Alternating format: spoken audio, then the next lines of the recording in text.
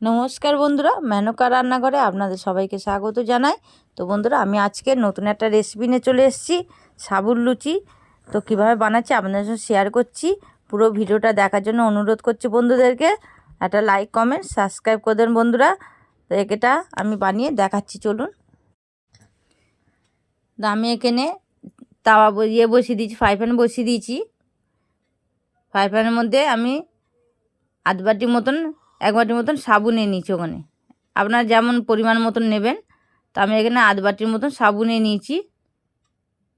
সাবুটা একটু হালকা গরম করে নিতে হবে, উষ্ণ করে। খুব বেশি গরম দরকার নেই, আঁচটা একদম কমিয়ে রাখবেন। বেশি গরম হয়ে গেলে ভালো লাগবে না। তো এটা উষ্ণ গরম করে একটু গরম করে নিতে হবে। নিয়ে এটাকে একটু ঠান্ডা করে এটাকে গুঁড়ো করে নিতে হবে। এই সাবুর লুচিটা আপনারা নিরামিষের সময় খেতে পারবেন। অনেকে নিরামিষ করে, একাদশী করে। তো এই সাবুর লুচিটা খুবই ভালো লাগবে খেতে। তো দেখুন ঠান্ডা হয়ে গেছে, আমি মিক্সিতে গুঁড়ো করে নিচ্ছি। এখানে আধ বাটি মতন ময়দা দিয়ে দিলাম, আর এখানে সাবুর গুঁড়ো করে রেখেছিলাম ওটাও দিয়ে দিলাম। দিয়ে একসঙ্গে চেলে নিচ্ছি। একসঙ্গে চেলে ময়দা সাবুটা চেলে নিচ্ছি। এটা এত সুন্দর নরম হয়েছে, তো আপনারা ভাবতে পারবেন না। খুব সুন্দর টেস্টও হয়েছে খেতে। যারা একাদশী করে বা নিরামিষী করে, পূজার্চা করে, ঠিক এইভাবে বানিয়ে খেলেন দেখবেন খুবই ভালো লাগবে, টেস্টও লাগবে, অম্বলও হবে না। তো চালা হয়ে গেছে, আমি এর মধ্যে নুন দিয়ে দিলাম, একটু চিনি দিয়ে দিলাম, আর সাদা তেল দিয়ে দিলাম। সাদা তেল দিয়ে দিচ্ছি। দিয়ে একটু ধনেপাতা কুচিয়ে দিলাম, ধনেপাতা কুচিয়ে দিয়েছি। আর এখানে আগে থেকে সিদ্ধ করে রেখেছিলাম 2টো আলু। তো সিদ্ধ করে পেস্ট করে ভালো করে মিহি করে মেখে নিয়েছিলাম। নিয়ে তারপর এর মধ্যে দিয়ে দিলাম ময়দা সাবুর মধ্যে। দিয়ে ভালো করে এটাকে মাখিয়ে নিচ্ছি। এভাবে মাখিয়ে নিলে এটা খেতেও খুব ভালো লাগবে, আর দারুণ হয়েছিল খেতে। আপনারা অবশ্যই এটা বানিয়ে দেখবেন। একটু সাদা জিরে দিয়ে দিলাম,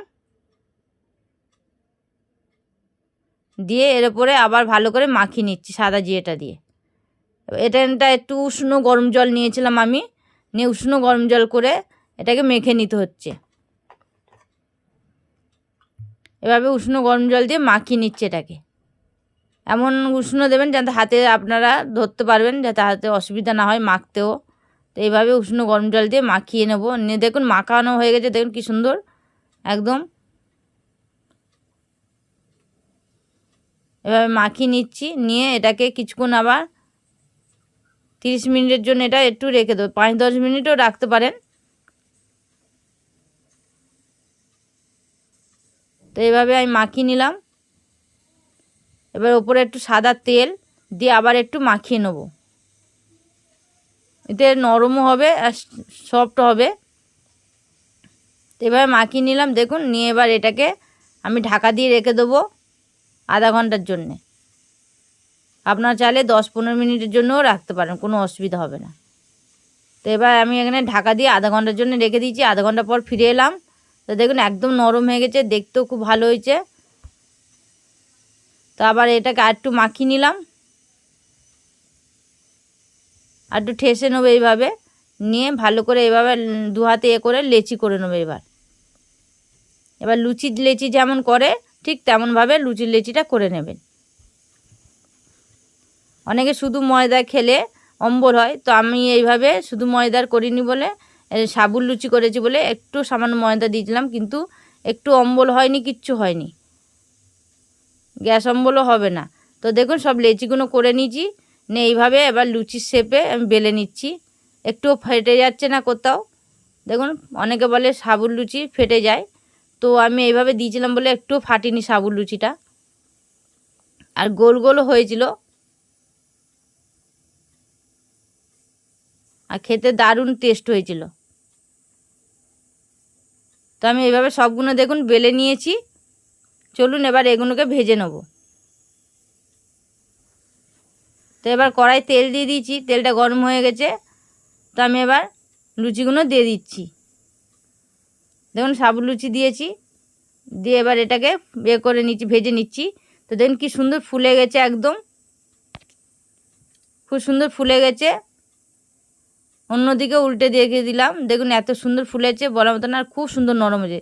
তো যে সকল বন্ধুরা আমার ভিডিওটা দেখছো, নতুন নতুন বন্ধু হলে আমার চ্যানেলে, তো দয়া করে একটা সাবস্ক্রাইব করে দেবেন বন্ধুরা, আর একটা লাইক কমেন্ট শেয়ার করে দেবেন, যাতে নতুন নতুন রেসিপি আরও আপনাদের সঙ্গে শেয়ার করতে পারি। দেখুন একটা তুলে নিচে, আবার একটা দেখিয়ে দিচ্ছি।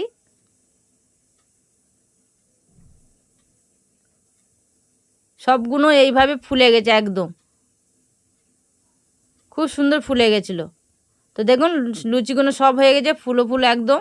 তো কেমন লাগলো একটা কমেন্টে অবশ্যই জানিয়ে দেবেন বন্ধুরা, আর একটা লাইক কমেন্ট আর একটা সাবস্ক্রাইব করুন বন্ধুরা, যাতে নতুন নতুন রেসিপি আরও আপনাদের শেয়ার করতে পারি। তো এখনকার মতন আবার এলাম নতুন রেসিপি নিয়ে, আবার ফিরে আসবো। নমস্কার।